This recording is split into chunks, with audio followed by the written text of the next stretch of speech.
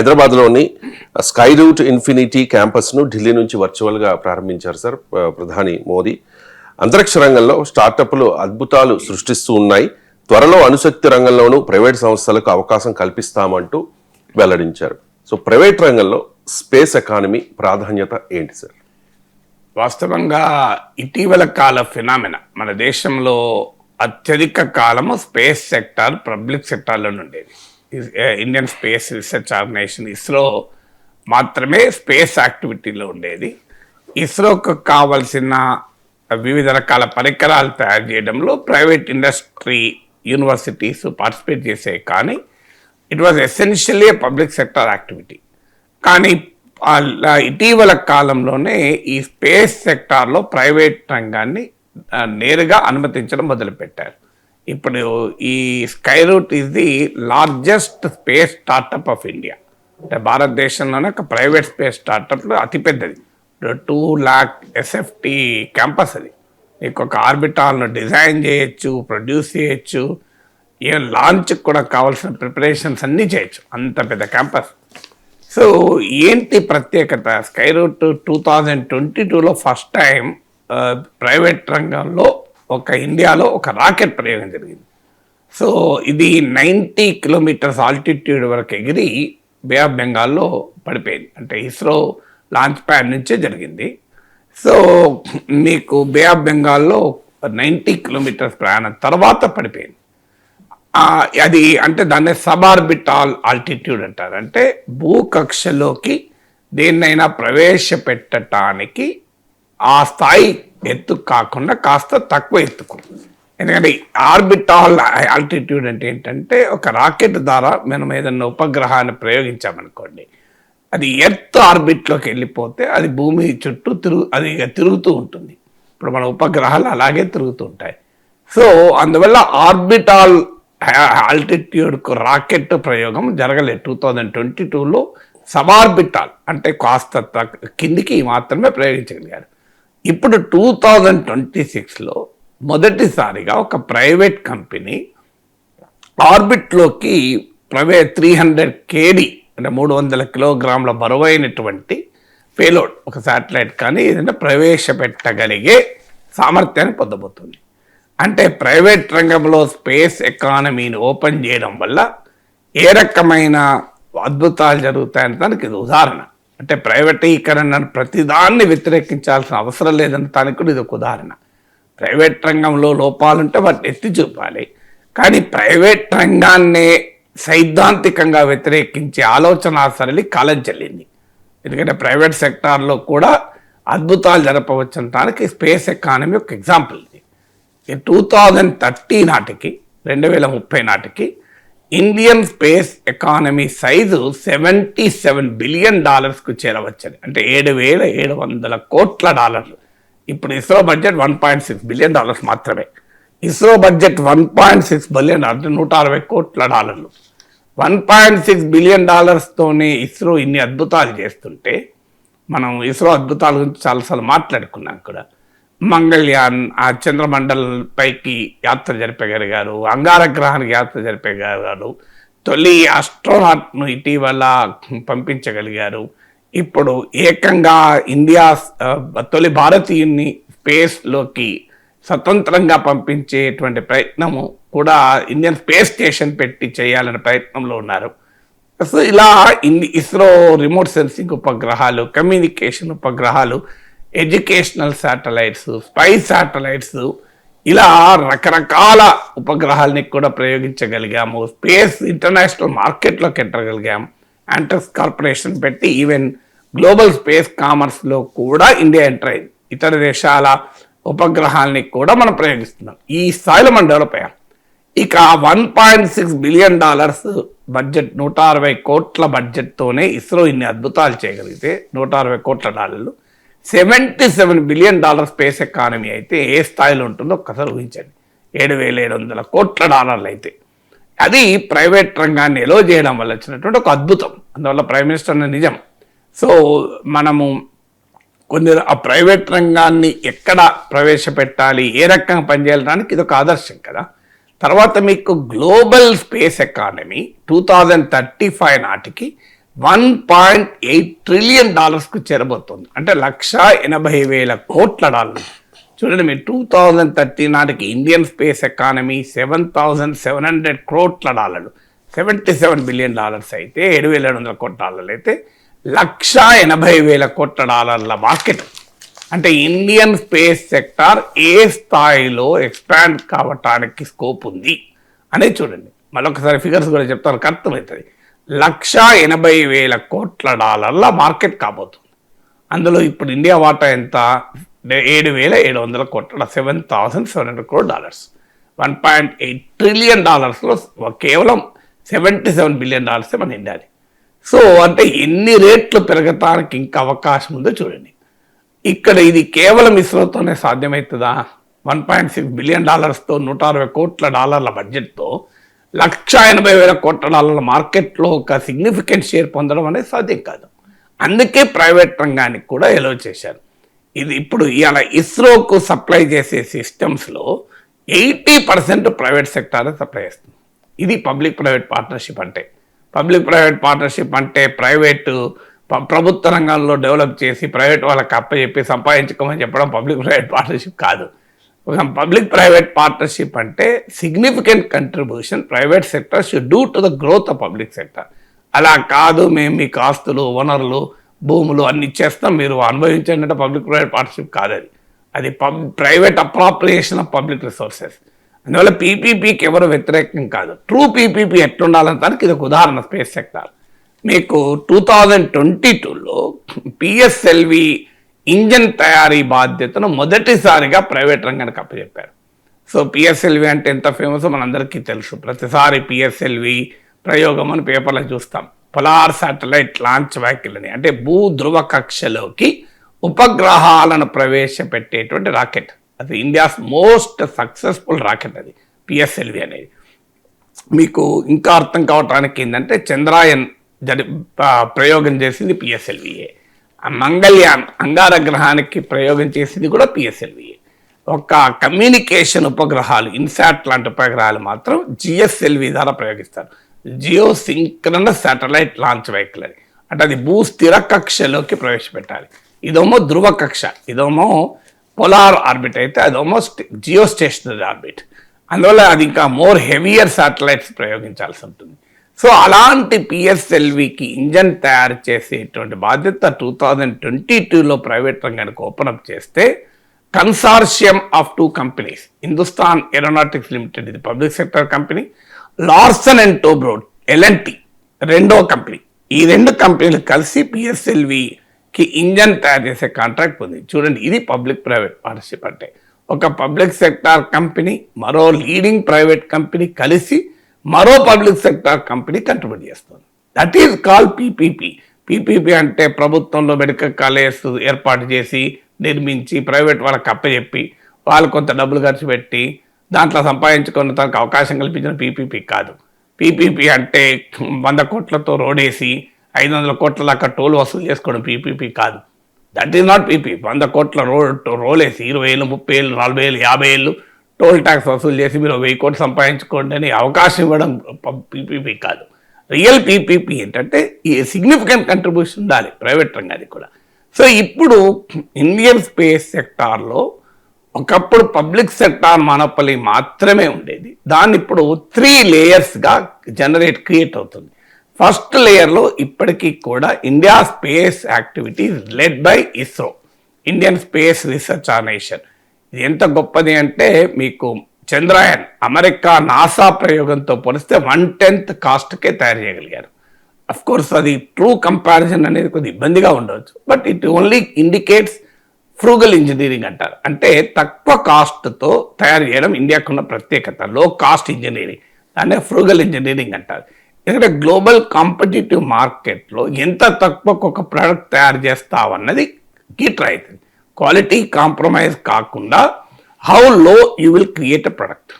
So అలాంటి ప్రత్యేకత ఇస్రో. వాస్తవంగా మనం శ్రీహరికోట పోతే చూడొచ్చేమో, కానీ నిజంగా నేను ఈ మధ్య హూస్టన్కి వెళ్ళాను. హూస్టన్లో నాసా సెంటర్కి వెళ్ళాను, నాసా కేంద్రం అది. ఆశ్చర్యం ఏంటంటే ఓపెన్గా నువ్వు వెళ్ళి ఇస్రో నాసా ఫెసిలిటీని చూడొచ్చు. పెద్ద ఎగ్జిబిషను, అసలు ఆ స్పేస్ ఎగ్జిబిషన్ చూస్తే అసలు ఉత్తేజం పొందాం. అన్ఫార్చునేట్లీ ఒక ఇస్రో ఒక పెద్ద మ్యూజియంను ఎందుకు హైదరాబాద్లో పెట్టకూడదు? పెడితే చిన్నపిల్లలు వెళ్తే ఆ స్పేస్ చూసి ఇన్స్పైర్ అవుతారు కదా, మేము కూడా స్పేస్ సైంటిస్ట్లం అవుతామని. కానీ అన్ఫార్చునేట్లీ మన దగ్గర ఆ ఇస్రోకి వెళ్తే చూపెడతారో లేదో కూడా తెలియదు. పర్మిషన్లు తీసుకోవాలి, 1,00,000 అనుమతులు తీసుకుంటే చేస్తారు. అదే నాసా స్పేస్ సెంటర్లోకి నువ్వు డబ్బులు పెట్టేసి కొన్ని ఏరియాలు ఏమైనా నాట్ అలౌడ్ కావచ్చు, కానీ యూ కెన్ సీ, మేము seen the rockets, NASA rockets, Apollo mission ఇవన్నీ చూసొచ్చాం. సో ఎంత ఇన్స్పిరేషన్ అనిపిస్తుంది చూడండి. సో నాసా ఫెసిలిటీలోకి నువ్వు వెళ్ళి సిమ్యులేషన్ సెంటర్స్ ఉన్నాయి, అంటే ఒక స్పేస్లో ఉంటే ఎలా ఉంటుంది, so how do you feel that, అలా ఆబ్జెక్ట్స్ ఏంటి అవన్నీ కూడా చూసొచ్చాం. So it can be very big. ఇప్పుడు ₹100 ఫీజు పెట్టి నువ్వు ఇస్రో స్పేస్ సెంటర్ మొత్తం చూసినామంటే how much inspiration people will get. ఇప్పుడు నేషనల్ రిమోట్ సెన్సింగ్ ఏజెన్సీ ఉంది ఇక్కడ, ప్రజలకు ఎంతమంది వెళ్తారు? అది అదే ఆఫీస్లో బోర్డంత ల్యాండ్ కూడా ఉంది వీటికి. ఒక పెద్ద మ్యూజియం పెట్టి what is remote sensing museum, ఆడికి వెళ్తే ఎవరైనా రిమోట్ సెన్సింగ్ ఎన్ఆర్ఎస్ఏ యాక్టివిటీ ఏంటి తెలుసుకోవచ్చు. National geophysical research institute NGR అయింది, బోర్డంత ల్యాండ్ ఉంది. అసలు అది ఏం చేస్తుందో మనకు తెలుసా?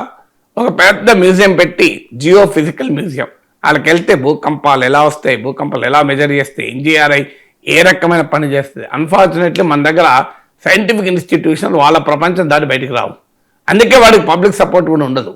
ఇలాంటి పబ్లిక్ సపోర్ట్ ఉంటే ఏమైతే నీకు ఎక్కువ ఫండింగ్ కూడా వస్తుంది. అంటే చూడండి, ఇప్పుడు ప్రజలందరూ సపోర్ట్ చేసినప్పుడు ఫండింగ్ పెరుగుతుంది. అందువల్ల అమెరికా వాళ్ళకి తెలుసు దేన్ని ఎలా మార్కెటింగ్ చేసుకోవాలి అని. సో అందువల్ల ఇప్పుడు శాన్ ఆంటోనియోలో ఒక రివర్ వాక్ ఏం లేదు, ఒక నది ఒడ్డున నడవచ్చు, బోట్లో కూడా తిరగచ్చు. పక్కన మీకు 5 స్టార్ హోటల్స్ అన్నీ. ఇప్పుడు మన గోదావరి నడి ఒడినట్లు రివర్ వాక్ పెట్టలేము ఆంధ్రప్రదేశ్లో, ఆ విజన్ కావాలంతే. ఏం అద్భుతమైన రివర్ వాక్లు పెట్టచ్చు. మన గోదావరి నది ఒడ్డునో కృష్ణానది ఒడ్డునో ఆంధ్రప్రదేశ్లో తెలంగాణలో పెట్టలేము ఆ రివర్ వాక్లు. సో రివర్ వాక్లు పెట్టి వాడు 5 స్టార్ హోటల్స్ పెట్టుకుంటున్నారు పక్కన. సో అంత ఎకానమీ క్రియేట్ చేస్తున్నారు. చిన్న రివర్ అంటావా పాయ అంటావా కూడా చెప్పలేము, దాని పక్కన వాక్. ఇది వండర్ఫుల్ ఎక్స్పీరియన్స్ కదా. ఇప్పుడు నదిని చూడని జనాభాకు నది పక్కన నడుస్తుంటే ఎంత ఆనందం వేస్తుంది. సో ఆ ఎక్స్పీరియన్స్ క్రియేట్ చేస్తున్నారు. It became a big economy. పెద్ద స్టార్ హోటల్స్ అన్నీ ఉన్నాయి అక్కడే. So we don't do it unfortunately. మనకున్న సముద్ర తీరాలను అలాగే వదిలేస్తాం, మనకున్న నదీ తీరాలు అలాగే వదిలేస్తాం, మనకున్న అడవుల్ని అలాగే వదిలేస్తాం. We can use them as a very big economy. అందువల్ల ఈ స్పేస్ మిషన్ను కూడా ప్రజల్ని ఇన్స్పైర్ చేయడానికి మనం నేర్చుకోవాలి. సో ఇప్పుడు ప్రైమ్ మినిస్టర్ ఈ మాట్లాడడం నిజంగా అది ఇన్స్పిరేషన్, ప్రజలకు ఒక ఇన్స్పిరేషన్ ఇస్తుంది. తర్వాత మీకు ఇండియన్ స్పేస్ ఎకానమీలో 3 లేయర్స్. మొదటి లేయర్ ఇస్రో, రెండవ లేయర్ ఏమో ఇండస్ట్రీ అంటే ఇప్పుడు నేను ఇంతకుముందు చెప్పానే L&T లాంటి కంపెనీలు కూడా నీకు రంగంలో దిగి PSLVకి కావాల్సిన ఇంజన్. థర్డ్ లేయర్ ఏంటంటే స్పేస్ స్టార్టప్స్. ఇది ఇప్పటికీ 300 స్టార్టప్స్ ఉన్నాయి స్పేస్లో, ఇటీవల ఫినామినన్. సో అందులో Skyroot is the earliest. అది మన హైదరాబాద్లో ఉండడం మన గర్వకారణం. ప్రైమ్ మినిస్టర్ ప్రారంభించిన స్కై రూట్ ఇన్ఫినిటీ క్యాంపస్ మీకు శంషాబాద్ దగ్గర 2 లక్షల SFT. ఎంతమందికి ఎంప్లాయ్మెంట్ క్రియేట్ అవుతుందో చూడండి, ఎంత ఇన్నోవేట్ చేయొచ్చో చూడండి. అందువల్ల ఉన్న ఆపర్చునిటీని ఎలా వాడుకోవచ్చు అనటానికి స్పేస్ ఎకానమీ ఒక ఎగ్జాంపుల్గా మనం చెప్పాలి. డెఫినెట్గా ఇట్స్ ఎ గ్రేట్ అచీవ్మెంట్. అందువల్ల స్పేస్ పబ్లిక్ ప్రైవేట్ పార్ట్నర్షిప్ అంటే ఎలా ఉండాలి, ప్రైవేట్ రంగంలో మీరు అవకాశం ఇచ్చినప్పుడు ఏ రకమైన అద్భుతాలు చేయొచ్చు, ఇలాంటి వాటికి Indian space economy is an example. Startup culture ఏ రకంగా స్పేస్ లాంటి సంక్లిష్టమైన అంశాల్లో కూడా, స్పేస్ లాంటి సెక్టార్లో కూడా స్టార్టప్స్ ఎలా పనిచేయచ్చు అన్న దానికి ఇది ఒక ఉదాహరణ. ఈ శతాబ్ది జంజీలదే అంటూ ఉన్నారు సార్ మోదీ. క్రియేటివ్గా ఆలోచిస్తూ సరికొత్త ఆవిష్కరణలతో మన జంజీలు ఇతర దేశాల జంజీలకు కూడా ఆదర్శంగా నిలుస్తూ ఉన్నారు అంటూ కితాబిచ్చారు. సో దేశ అభివృద్ధిలో జంజీల పాత్ర ఏంటి సార్? అంటే దేశ అభివృద్ధిలో జంజీల పాత్ర అనే దానికన్నా కూడా ప్రైమ్ మినిస్టర్ ఇక్కడ ఇచ్చిన పిలుపు యొక్క గొప్పతనాన్ని మనం అర్థం చేసుకోవాలి. జంజీల పాత్ర దర్శన అకాడమిక్ డెస్క్, జంజీల పాత్ర, వృద్ధుల పాత్ర, అందరి పాత్ర ఉంటుంది, ఒక జంజీ పాత్ర అని ఉండదు కదా. కానీ ప్రైమ్ మినిస్టర్ ఇచ్చినటువంటి పిలుపు యొక్క గొప్పతనం ఏంటంటే ఆస్పిరేషనల్ ఇండియా. మీకు ఇతర పొలిటీషియన్లకు మోడీకి ఒక డిఫరెన్స్ ఉంది. ఏ లీడర్ అనేది, ప్రైమ్ మినిస్టర్ అనేది కేవలం ఒక నాయకత్వమే కాదు, ఈ షుడ్ ఇన్స్పైర్ ద నేషన్. ఇప్పుడు మోడీ ప్రత్యర్థులు ఇప్పటికీ కూడా మోడీ పాపులారిటీకి దరిదాపుల్లో కూడా ఎందుకు రాలేకపోతున్నారు? Modi is inspiring. మీరు ఈ ప్రతిపక్షాలు పర్స్పైరింగ్ అంటారు, అంటే రోజు ఇది లేదు అది లేదు, దేశంలో అంత దరిద్రమే, నిరుద్యోగమే, దేశం వాళ్ళ కళ్ళలో ఏమీ లేదు అని ఏడుస్తుంటారు. ఈ కొత్త జెన్జీ ఈ ఏడుపును అంగీకరించడానికి రెడీగా లేరు, ఈ నెగటివ్ మైండ్ సెట్ని అంగీకరించడానికి రెడీగా లేరు. ఎంతకాలం నెగిటివ్ ఇది ఏమీ లేదు ఏమీ లేదు ఏమీ లేదు. అరే look at the positive aspect. అంటే ఈ జెన్జీ కల్చర్ ఏంటి అంటే ఆ పాజిటివ్ ఎక్స్పీరియన్స్, అసహనం ఉంటుంది. ఇప్పుడు మీకు నేపాల్లో నుంచి మొదలుకొని శ్రీలంకలో చూసాం అరగాలియా మూమెంట్, నేపాల్లో చూసాం, ప్రపంచమంతటా కూడా ఆ అసహనం, అంటే they cannot tolerate inefficiency, they cannot tolerate corruption, they cannot tolerate lack of action, inaction.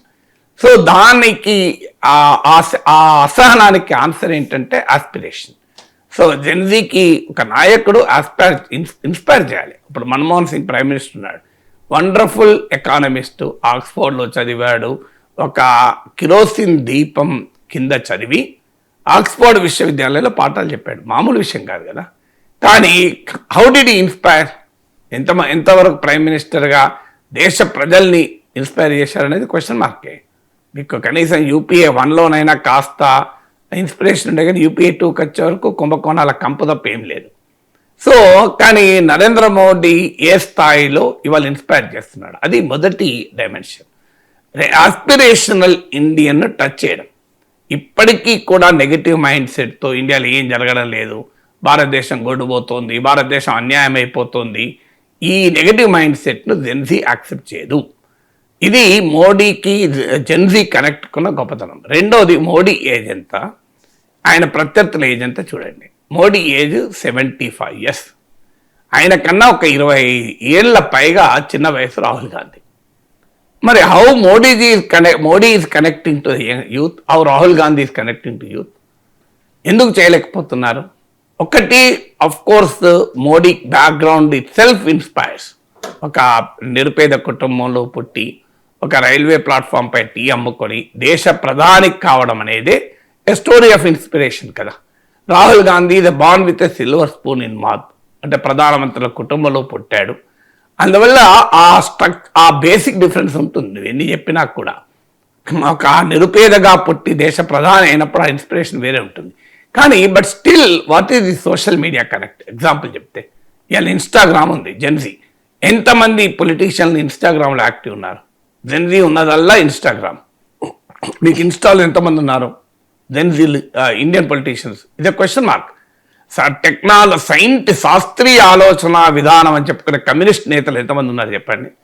అసలు మోస్ట్ సైంటిఫిక్ అని సిద్ధాంతం అని చెప్తారు కదా కమ్యూనిస్టులు. అన్ఫార్చునేట్లీ వాళ్ళు టెక్నాలజీ వాడకలు అందరికన్నా లాస్ట్ ఉంటారు. మనకి ఏ పొలిటీషియన్లు ఈ స్థాయిలో ఇన్స్టాగ్రామ్లో show me one communist leader very popular in Instagram, మరి యంగర్ జనరేషన్తో ఎలా కనెక్ట్ అవుతారు? Show me one Congress leader who is can compare with Modi. మీకు శశి థరూర్ లాంటి వాళ్ళకి అంత సోషల్ మీడియాలో పాపులర్, కానీ గ్రౌండ్ మీద ఆయన సృష్టించే బీభత్సం వేరే ఉంటుంది. సోషల్ మీడియా పాపులారిటీ ఒక్కటే సరిపోదు కదా, ఆర్గనైజేషనల్ కనెక్ట్ ఉండి సోషల్ మీడియా ఇన్ఫ్లుయెన్స్ ఏది లేకుండా ప్రచారం చేసుకుంటే నష్టమవుతారు. సో ఆ జెన్జీ కనెక్ట్. ఈ మధ్య రాహుల్ గాంధీ కాస్త ఇంప్రూవ్ అయ్యాడు, కానీ మీకు ఒక 10 ఏళ్ల కింద 5 ఏళ్ల కింద చూడండి ఎంత difference. That is the second aspect of Narendra Modi. So మూడవ ఆస్పెక్ట్ ఏంటంటే నిరంతరం ఒక టార్గెట్లు క్రియేట్ చేసుకోవడం. సో టార్గెట్లు క్రియేట్ చేసుకొని వాటిని అచీవ్ చేసేటువంటి విధంగా సమాజాన్ని మొత్తాన్ని ఇన్స్పైర్ చేయడం. మోడీ ప్రత్యర్థులు కూడా వీటిని నేర్చుకోకపోతే, మీకు లాంగ్వేజ్ ఆఫ్ జెన్జీ మాట్లాడలేకపోతే they will always go beyond. మీకు ఇప్పుడు నేషనల్ ఎలక్షన్ స్టడీస్ కూడా చెప్పేది, మీకు younger voter, new voter is voting for Modi. ఇది మార్చకుండా మోడీని ఎలా ఓడిస్తారు ప్రతిపక్షాలు చెప్పండి? ఎందుకంటే జెన్జీకి ఉన్నటువంటి అవకాశం ఏంటి అంటే, ఒకటి గతంలో లాగా ఏదో ఒక పర్మనెంట్ ఉద్యోగం తెచ్చుకొని జీవితం స్థిరపడాలనే ఆలోచన కన్నా ప్రయోగం చేయాలి, ఎక్స్పెరిమెంటేషన్. ఇవాళ స్టార్టప్ కల్చర్, మీరు ఏ ఇంజనీరింగ్ కాలేజ్ కన్నా వెళ్ళండి, మీరు ఏం చేయాలి అంటే ఒకప్పుడు సాఫ్ట్వేర్ ఇంజనీర్ అవుతా అని మాత్రమే అనేవాళ్ళు, కానీ ఇప్పుడు నేను ఒక స్టార్టప్ పెడతా అంటున్నారు. సో ఈ స్టార్టప్ కల్చర్ ఎందుకు ఇంత అయింది? ఒకప్పుడు ఇలా లేదు కదా. సో ఒక ఎక్స్పెరిమెంటేషన్, ఒక ఇన్నోవేషన్, ఈ నాలెడ్జ్ ఎకానమీ ఏంటంటే లిమిట్లెస్ ఆపర్చునిటీ ఇచ్చింది. ఇప్పుడు స్కై రూట్ ఇద్దరు ఇస్రో మాజీ సైంటిస్టులు పెట్టింది. సో స్కై రూట్ ఎట్లా సక్సెస్ అయింది? ఇప్పుడు ఈ స్టార్టప్ అంటే అదే స్కై రూట్ అనుకో, స్విగ్గీ చెప్పండి, బిట్స్ పిలానీలో చదివే విద్యార్థి, ఇట్స్ ఎ సింపుల్ ఐడియా. అంటే హోటళ్లను కస్టమర్లను కలిపాడు. స్విగ్గీ ఎంత అపూర్వమైన సక్సెస్ చూడండి. మరి ఇట్స్ ఎ స్మాల్ స్టార్టప్ కదా, రెడ్ బస్ స్మాల్ స్టార్టప్ కదా. So they created miracles. Okay, మిరాకిల్సే కాదు, billions of dollars wealth create చేశారు. సో అంటే మేమేదో ఇంత ఉద్యోగం తెచ్చుకుంటాం, ఇక జీవితం అంతా అక్కడే ఉంటాం లైఫ్లో అనేటువంటి ధోరణి కాకుండా నిరంతరం సృజనాత్మకత, నిరంతరం ప్రయోగాత్మకత అనేది జెన్జీ క్యారెక్టర్గా ఉంది. అందరికీ లేకపోవచ్చు, అందుకే మహాకవి శ్రీశ్రీ అంటాడు కదా, వయస్సు మళ్ళిన ఎముకలు కుళ్ళిన సోమరులారా చావండి అంటాడు. అందువల్ల యువ అంటే మీకు వయస్సు మళ్ళిన సోమరులైన అంటే అర్థం ఏంటి? వృద్ధులను కాదు, వయస్సులో ఉండి కూడా వయస్సు మళ్ళిన వారిలాగా నువ్వు పనిచేస్తున్నావు అని. యూత్లో ఉండేటువంటి ఆ స్పిరిట్ అందరికీ ఉండకపోవచ్చు, కాబట్టి టుడే జనరేషన్ ఈస్ ఎమర్జింగ్ కదా. సో ఆ ఇన్నోవేషన్, ఆ క్రియేటివిటీ, ఆ ఆపర్చునిటీని అందుకోవడం ఒకప్పుడు లేదు. మేము 30 ఏళ్ల కింద 40 ఏళ్ల కింద నేనే జెన్జీ వయసులో ఉన్నప్పుడు నాకు లేదు అవకాశం. అది మాకొక్క దూరదర్శన్ మా ఆర్ట్స్ కాలేజ్కి వస్తే మా క్లాస్మేట్స్ ఎవరు మాట్లాడలే. ఇందిరాగాంధీ చనిపోయినప్పుడు నేను జర్నలిజం స్టూడెంట్. సో వస్తే ఎవరు మాట్లాడలే.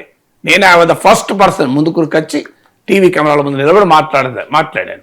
ఇవాళ టీవీలో ఇన్ని గంటలు విశ్లేషించగలుగుతున్నానంటే ఆ రోజు చూపినటువంటి ఉత్సాహం. ఇందిరాగాంధీని మేము 84లో ఇందిరాగాంధీ చనిపోకముందు కొన్ని నెలల ముందే మేము ఢిల్లీలో కలిసాము.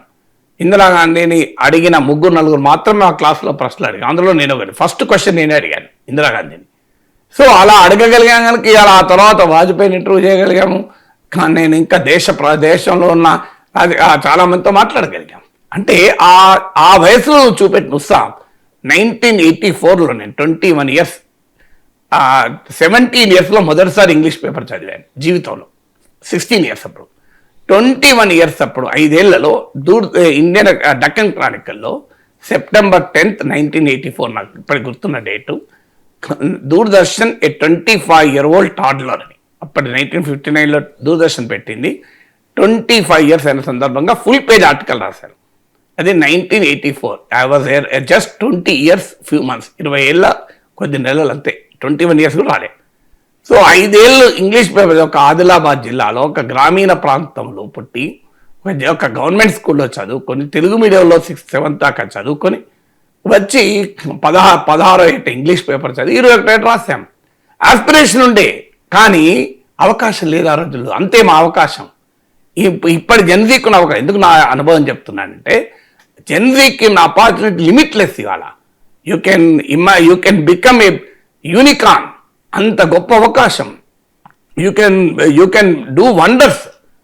మీకు ఇప్పుడు ఈ టాప్ ఇంజనీరింగ్ కాలేజీలో చదువుకుంటున్నప్పుడు స్టార్టప్లు క్రియేట్ చేసి 100 మందికి ఉపాధి క్రియేట్ చేస్తున్నారు. మీకు that is the new world. మీకు బీహార్లో ఒక ఆటో డ్రైవర్ రోడ్ బెజ్ అని, మీకు గూగుల్లో ఒకటి, నేను ఈ మధ్య ఒక వీడియో కూడా యూట్యూబ్లో పెట్టాను. మీ ఫోర్బ్స్ ఇండియాలో న్యూస్ ఉంటుంది చూడండి, రోడ్ బెజ్ అని. ఏంటి అతను? Is an auto driver, auto నడుపుకుంటున్నాడు. ఒక సెక్యూరిటీ గార్డ్ ఉద్యోగానికి పోతే రిజెక్ట్ చేశారు ఆయన. ఇంకో ఉద్యోగానికి పోతే యాపిల్ ఐఫోన్ చూపెట్టి ఇది ఏంటంటే ఆయన తెలియదు అన్నాడు. అలాంటి అతను ఇవాళ బీహార్లో ఉన్న అన్ని సిటీస్ను కనెక్ట్ చేస్తూ ఒక ట్రావెల్ ఇండస్ట్రీ నడుపుతున్నాడు. 100 కోట్ల ఎకానమీకి ఇవాళ CEO. ఈ just an auto driver. 10th class కూడా చదివిండో లేదో, ఇంటర్మీడియట్ చదివిండో, 12th క్లాస్ చదివినట్టున్నాడు. So that is the new world. ఎంత బాగుంటే చూడండి. అప్పుడు మాకు ఇండియన్ ఎక్స్ప్రెస్ డక్కన్ క్రానికల్లో ఆర్టికల్ రాసే అవకాశమే లేదు. అప్పటికి టీవీ ఛానల్ లేదు. సో యువవాణిలో మాట్లాడే అవకాశం ఉండేది. ఇవాళ అలా కాదే. You can an entrepreneur. ఆ రోజులు ఈ అవకాశాలు ఆ రోజు ఉంటే నేను ఆ రోజే యూట్యూబ్ ఛానల్ పెడితే ఇప్పటికి 10 కోట్ల 5 కోట్ల మంది చూసేవాళ్ళు, 2 కోట్ల మంది చూసేవాళ్ళు కదా. So Gen Z should take up this opportunity.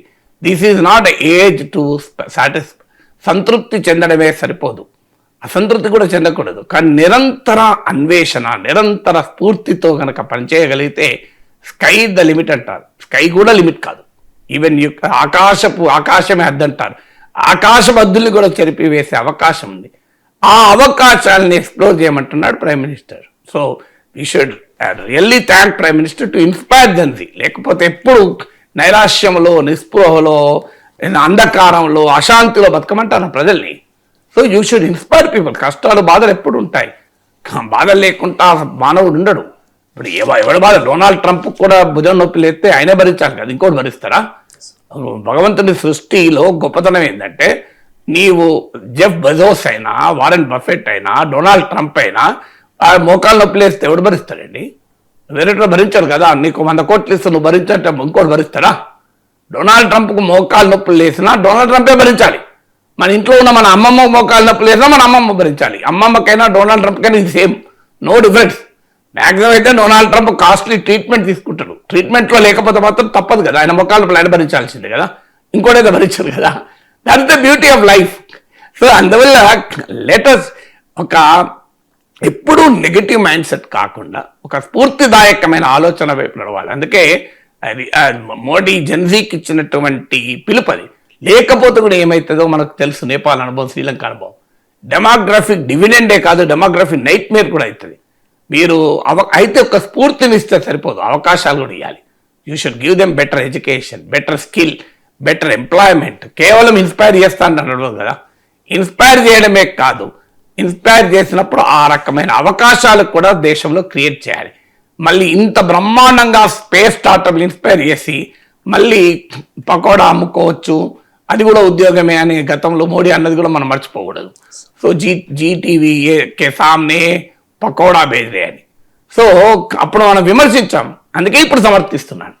So అప్పుడు పకోడా వేసుకోమంటే ఇది కాదు కదా దేశానికి చూపెట్టాల్సిన ఇన్స్పైరింగ్. పకోడా అయినా తప్పని నేను అంటలేను, కానీ ఆదర్శంగా అది కాదుగా చూపెట్టాల్సింది అన్నాడు. అందువల్ల వీ షుడ్ అప్రిషియేట్ నావు కదా. తెలంగాణ రాజకీయాల విషయానికి వస్తే కేటీఆర్ వ్యవహార శైలిపై, కేటీఆర్ నాయకత్వ లక్షణాలపై కడియం శ్రీహరి సంచలన వ్యాఖ్యలు చేశారు సార్. కేటీఆర్కి నాయకత్వ లక్షణాలు లేవు, కవిత వెళ్ళిపోవడానికి కారణం అదే. కేసీఆర్ ఉన్నంత వరకే బీఆర్ఎస్లో హరీష్ రావు ఉంటారు, ఆ తర్వాత హరీష్ రావు కూడా వెళ్ళిపోతారు అంటూ కొన్ని కామెంట్స్ చేశారు. ఒకసారి బయట ప్లే చేయండి. అసలు కేటీఆర్ యొక్క నాయకత్వం పైన పలు సందేహాలు వస్తున్నాయి. కేటీఆర్ నాయకత్వము సరిపోదు అని, కేటీఆర్ నాయకత్వంలో పనిచేయలేవే కదా నీ చెల్లె దూరమైంది. నీ నాయకత్వం పైన నమ్మకం లేదనే కదా హరీష్ రావు గారు బాధపడుతున్నారు. ఇవాళ బీఆర్ఎస్ పార్టీలో ఉన్న అనేక మంది నాయకులు కేటీఆర్ నాయకత్వంలో బీఆర్ఎస్ గెలిచే పరిస్థితి లేదు, కేటీఆర్ ఆయన లేదు, ఈయనతో కలిసి ప్రయాణం చేయలేమని చెప్పి ఆలోచిస్తున్నారు. ఈ విషయం తెలిసిన కవిత ముందుగానే సర్దుకొని కేటీఆర్ నాయకత్వంలో పనిచేయలేము, కేటీఆర్ కాదు అని చెప్పి ఆమె పక్కన హరీష్ రావు గారు కూడా సమయం కొరకు, సందర్భం కొరకు చూస్తున్నాడు. ఆయన ఈరోజు ఆయన కూడా కేటీఆర్ నాయకత్వం పైన నమ్మకం లేదు. కేసీఆర్ అన్నాడు కాబట్టి ఆపుకున్నాడు. కేసీఆర్ ఉన్న రోజు మాత్రమే ఆయన కేటీఆర్ నాయకత్వం పనిచేస్తున్నాడు. తర్వాత ఆయన దారి ఆయన తీసుకుంటున్నాడు. ఆ తర్వాత టీఆర్ఎస్ ముక్కలు చక్కరే నీ పార్టీకి సరిదిద్దుకోలేక, నీ కుటుంబాన్ని సరిదిద్దుకోలేక అహంభావంతో చాలా ఆరోపణలు చేశారు సార్, నాయకత్వ లక్షణాలు లేవు అంటున్నారు. ఆయన వ్యక్తిగత అభిప్రాయం, కానీ ఎవరు నాయకుడు అనేది దానికి ఏమి జేఈ లాంటి పరీక్ష, నీట్ లాంటి పరీక్ష లేదు కదా. కేటీఆర్ ఎగ్జామ్ రాసి అది పరిస్థితులే సృష్టిస్తాయి కదా. కొడంగల్లో అసెంబ్లీకి ఓడిపోయిన రేవంత్ రెడ్డి మల్కాజ్గిరిలో ఎంపీగా గెలిచి ఆ తర్వాత రాష్ట్ర ముఖ్యమంత్రి కాగలిగాడు కదా. సో ఒక సాధారణ పరిస్థితుల్లో ఉన్న వాళ్ళకు కూడా పరిస్థితుల వల్ల కేసీఆర్ ఏంటి, తెలంగాణ ఉద్యమం మొదలైన 2002లో ఒక డిప్యూటీ స్పీకర్ 10 ఏళ్ల పాటు తిరుగులేని నాయకుడిగా రాష్ట్రాన్ని ఏలాడు కదా. అందువల్ల మనకు అనేక అనుభవాలు ఉంటాయి.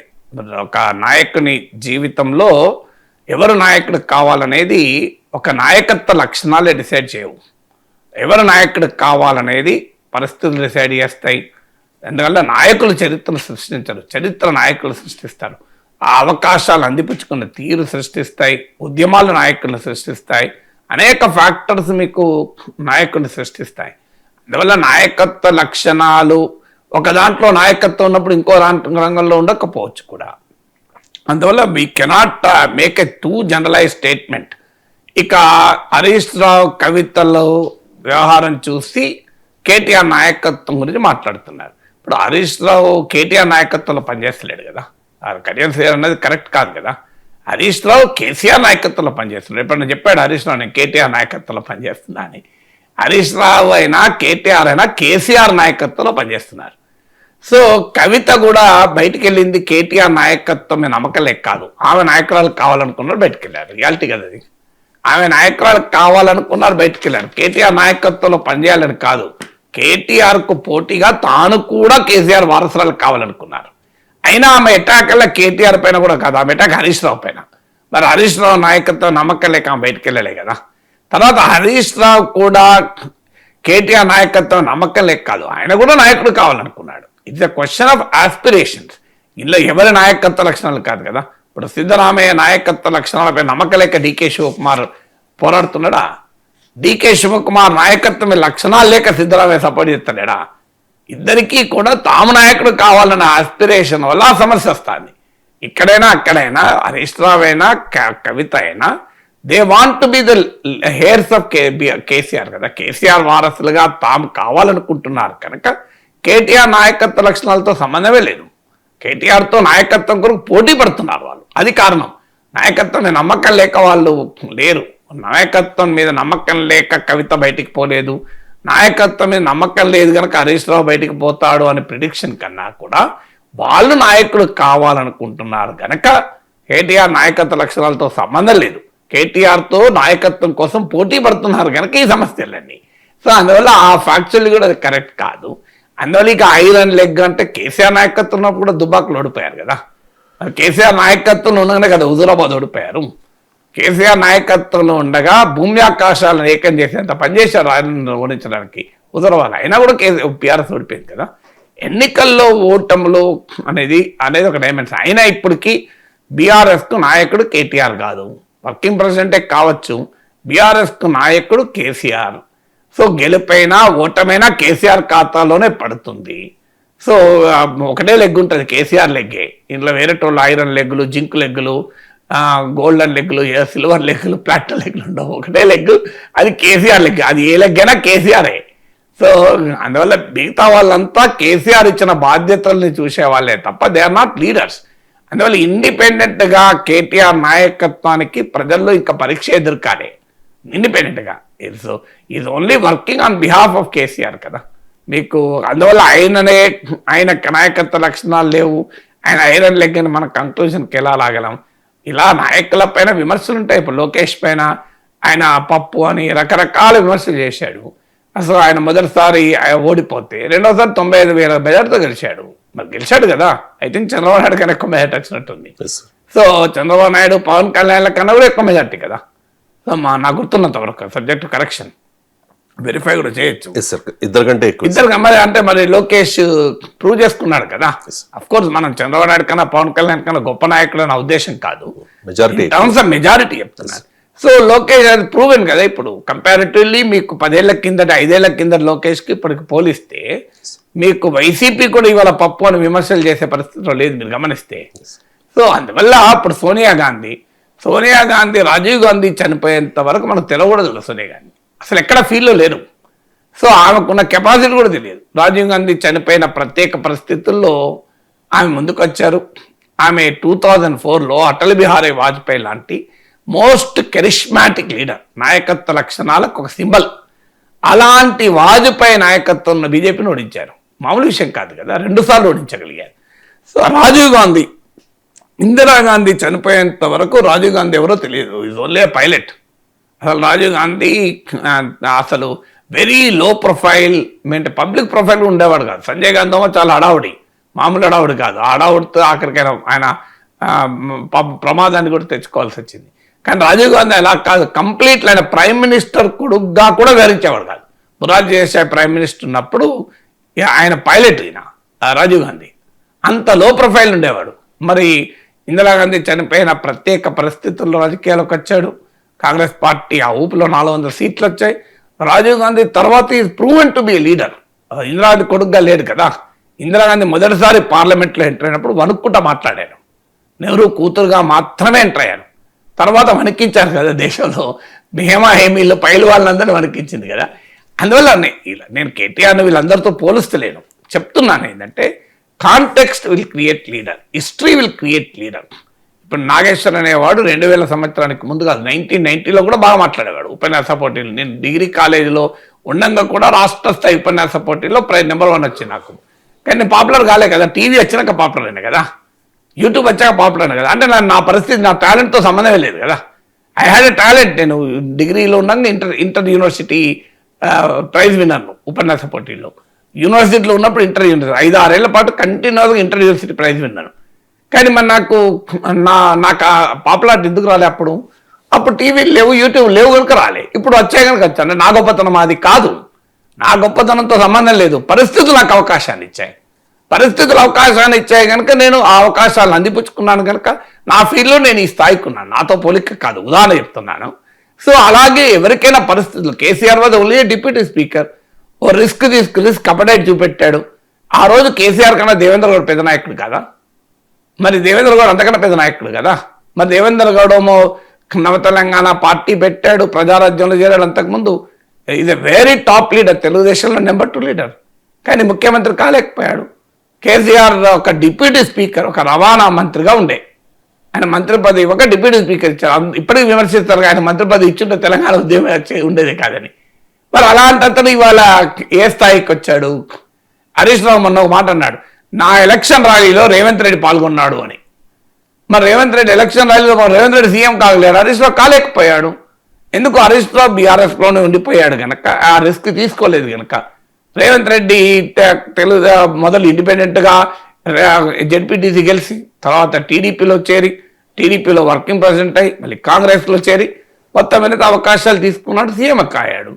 సో ఆయన సీఎం అయ్యాడంటే ఆయన అవకాశాలు తీసుకున్నాడు, ఇక నాయకత్వ లక్షణాలతో సంబంధమే లేదు.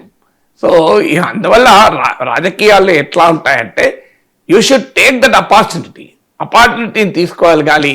అంటే నీ నాయకత్వ లక్షణాలకు నీ కెపాసిటీ ఒకటే కాదు, నాయకత్వమే కాదు, ఎనీథింగ్, బిజినెస్లో కానీ మీడియాలో కానీ ఎనీ ఫీల్డ్లో మనం గుర్తుపెట్టుకోవాల్సింది ఏంటంటే మనకున్న ఇండివిజువల్ కెపాసిటీస్ ఒక ఫ్యాక్టరీ, ఇతర అనేక ఫ్యాక్టర్ కలిసి రావాలి. ఈవెన్ ఇవాళ బిల్ గేట్స్ అయ్యాడంటే మీకు అవుట్లయర్స్ అని మాల్కమ్ గ్లాడ్వెల్ పుస్తకం ఉంటుంది, అందులో అనేక ఉదాహరణలు చెప్తారు, అనేక ఉదాహరణలు. సో అవుట్లయర్స్ అంటే ఎలా గొప్ప వాళ్ళు అవుతారు, కేవలం వాళ్ళ టాలెంట్ వల్లనే కాదు, పరిస్థితులు వాళ్ళకి అవకాశం ఇవ్వాలి. బిల్ గేట్స్ ఎందుకు అయ్యాడంటే బిల్ గేట్స్ 70 యంగ్ ఏజ్కి వచ్చే వరకు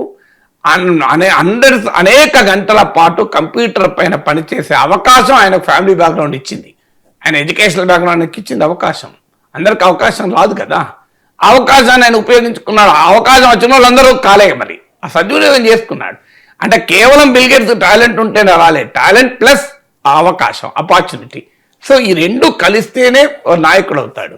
సో అందువల్ల నాయకుడు అనే వ్యక్తిని మనము వ్యక్తిగత నాయకత్వ లక్షణాలు, height, weight, body mass index లాంటివి కాదు కదా.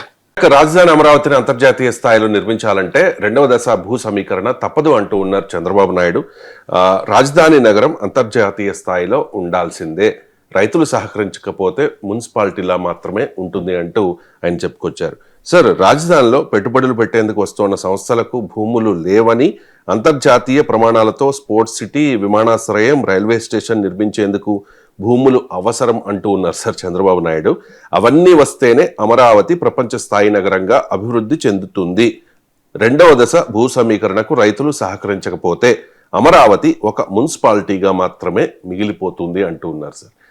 అనివార్యం, మున్సిపాలిటీ లాగానే మిగిలిండేలా ఎందుకు భూసేకరణ చేశారు? ఫస్ట్ టైం 33,000 ఎకరాలు రైతులు ఇస్తే అది మున్సిపాలిటీగానే మిగిలిపోతుందంటే ఎంత అన్యాయం చెప్పండి. పోనీ ఇక నగరం ఎక్స్పాండ్ కావాలి, గ్లోబల్ సిటీగా ఎమర్జ్ కావాలి అండ్ ల్యాండ్ కావాలంటే ఓకే. నిన్నదాకా ఏం చెప్పారు? అద్భుతమైన రాజధాని, ఢిల్లీ అసూయపడే రాజధాని, హైదరాబాద్ తలదన్నే రాజధాని అని చెప్పి కదా 33,000 ఎకరాలు తీసుకున్నది. 33,000 ఎకరాలతో మున్సిపాలిటీ మాత్రమే వస్తాయంటున్నారు. మరి వేర్ ఇస్ ద విజన్? ఇప్పుడు 2014లో భూమి తీసుకున్నప్పుడు ఆ మున్సిపాలిటీ విజన్తో ఎందుకు పనిచేశారనే ప్రశ్నకు ఆన్సర్ ఉండాలి కదా. 33,000 ఎకరాలు తీసుకున్నాం, అమరావతి ఒక గొప్ప రాజధానిగా ఎమర్జ్ అవుతోంది, ఇంకా దాన్ని మరింత గొప్పగా మారుద్దాం, భూమి ఏంటంటే నేను ఒప్పుకుంటా, తప్పలేదు.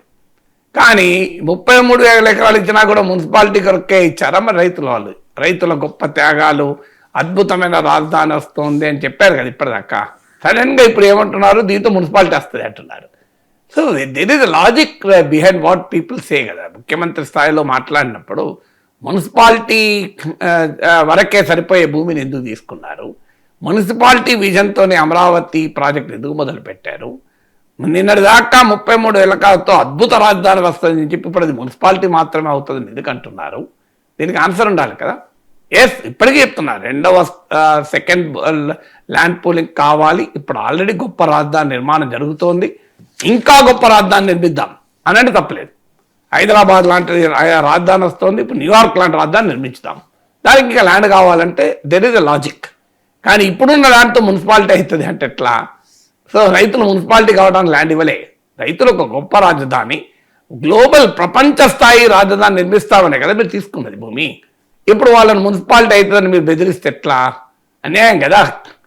ఇక రెండవది, మొదటి ల్యాండ్ పూలింగ్తో అభివృద్ధి చూపెట్టి రెండవది ల్యాండ్ పూలింగ్ అడిగితే అర్థం ఉంది.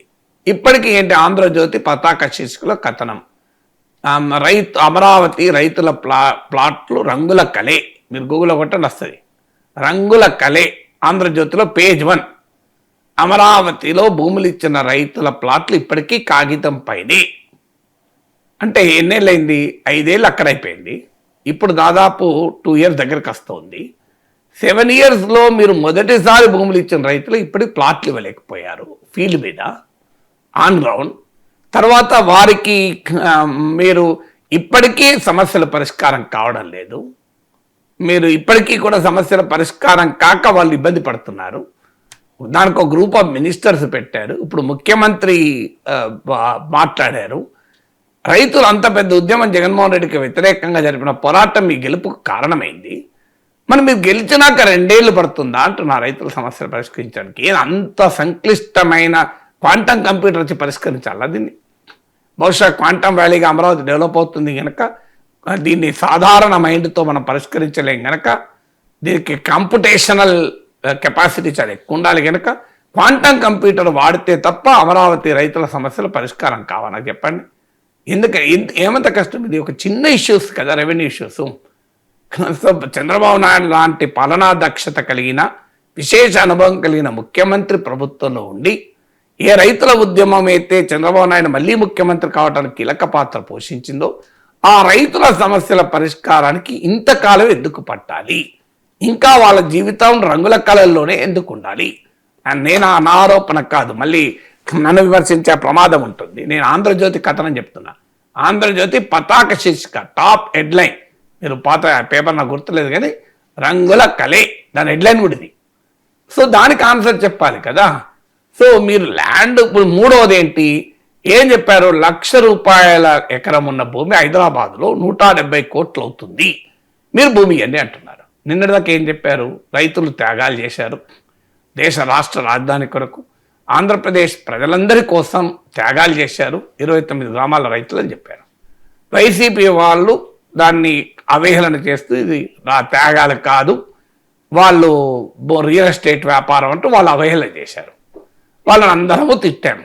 ఇదేంటి, మీరు రాజధాని కొరకు భూమి ఇస్తే వాళ్ళ రైతులు పట్టుకొని అంత మాట అంటారా అని అందరూ అన్నాం కదా. ఇప్పుడు సాక్షాత్తు చంద్రబాబు నాయుడు చెప్తున్నాడు, రియల్ ఎస్టేట్ యాంగిలే చెప్పాడు. త్యాగం యాంగిల్ ఎక్కడ చెప్పాడు నాకు చెప్పండి. ఇప్పుడు రియల్ ఎస్టేట్ యాంగిల్ ₹1,00,000 ఎకరం ఉండే 170 కోట్లు అయితే భూమి ఇవ్వండి అంటున్నారు. త్యాగం ఎక్కడిది అంటే వైసీపీ వాళ్ళు సాక్షి మీడియాలో ఇది రియల్ ఎస్టేట్ అని వచ్చిన కథనాలకి వాళ్ళ బలాన్ని చేకూరుస్తున్నది కదా ఈ మాట. సో అంటే వేరే వాళ్ళంటే తప్పు, మనం అంటే రైట్ ఎట్లా అవుతుంది? మీరు తేల్చండి, త్యాగమా రియల్ ఎస్టేట్ వ్యాపారమా ఏదో ఒకటి తేల్చండి. సో త్యాగం అయితే రియల్ ఎస్టేట్ వ్యాపారం కాదు, రియల్ ఎస్టేట్ వ్యాపారం అయితే త్యాగం కాదు, రెండిట్లో ఏదో ఒకటి ఉంటుంది కదా. సో అది తర్వాత ₹1,00,000 ఎకరం అయ్యేది. ఎకరం ఉన్నది హైదరాబాద్లో 170 కోట్లు అవుతుందని ఆరో తెలుసా ఎవరికైనా? ఆరో తెలుసా? తెలిసింటే అందరూ పెడతారు కదా. అది స్పెక్యులేషన్. సో చీఫ్ మినిస్టర్ ఒక స్పెక్యులేటివ్ రియల్ ఎస్టేట్ వ్యాపారానికి దోహదం చేయకూడదు. ఇదివరకు కూడా ఇది జరిగింది, విమర్శలు కూడా వచ్చాయి కదా. ఇక్కడ రాజధానా, అక్కడ రాజధానా, నూజివీడులో రాజధానా, ఇబ్రహీంపట్నం దగ్గర రాజధానా అంటే మొత్తం అక్కడ అన్ని ధరలు పెరిగి పెద్ద ఎత్తున రియల్ ఎస్టేట్ వ్యాపారం జరిగి ఆఖరికి అది కొలాప్స్ అయి అనేక మంది అన్యాయం అయ్యారు. ఇన్సైడర్ ట్రేడింగ్ అన్న పెద్ద ఆరోపణలకు అమరావతిలో కారణమైంది. ఇవాళ ముఖ్యమంత్రి స్థాయిలో ఆ మాట మాట్లాడితే అది రియల్ ఎస్టేట్ వ్యాపారం స్పెక్యులేషన్కు దారితీయదా? నీకు ప్రమాదకరమైన రియల్ ఎస్టేట్ పోకడలకు కారణం ఎత్తింది కదా.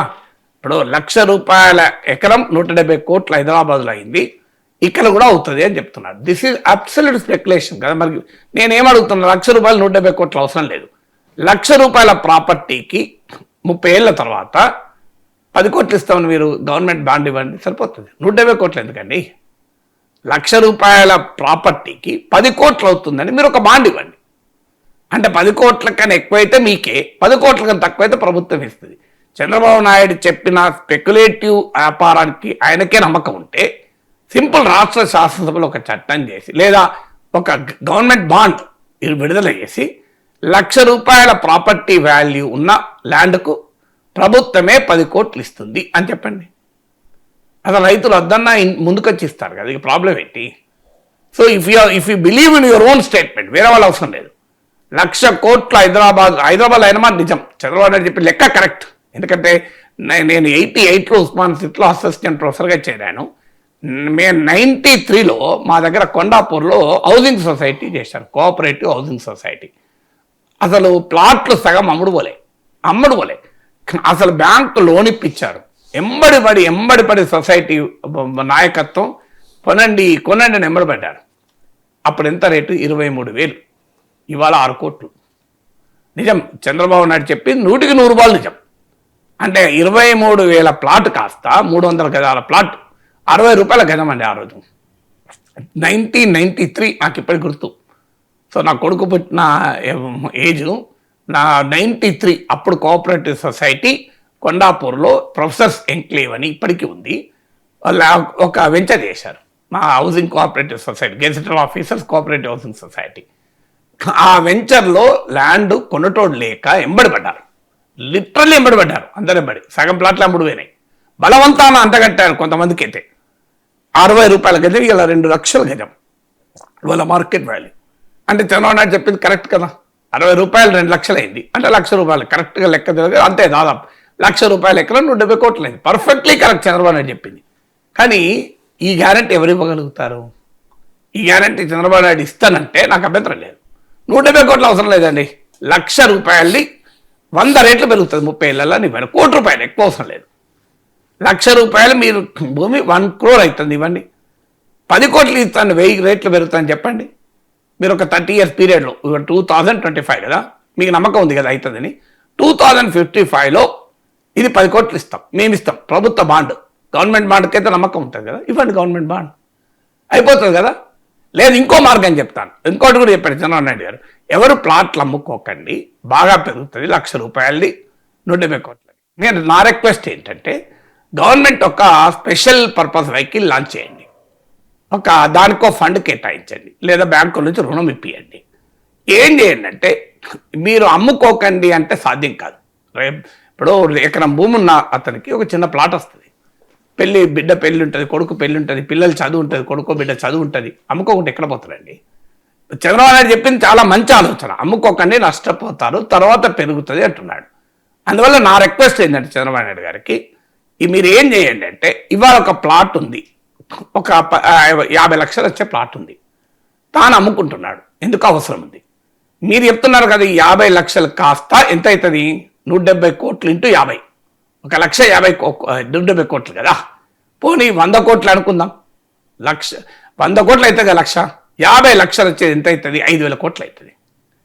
నా రిక్వెస్ట్ ఏంటంటే మీరు ఒక కంపెనీ ఫ్లోట్ చేసి మీరు అందులో ఏం చేయండి అంటే ఈ 50 లక్షల రూపాయల విలువైన ప్లాట్ అమ్ముకునే రైతుకు చెప్పండి, మీరు అమ్ముకోకండి, గవర్నమెంట్ దగ్గర డిపాజిట్ చేయండి ఈ ల్యాండ్ బ్యాంకులో.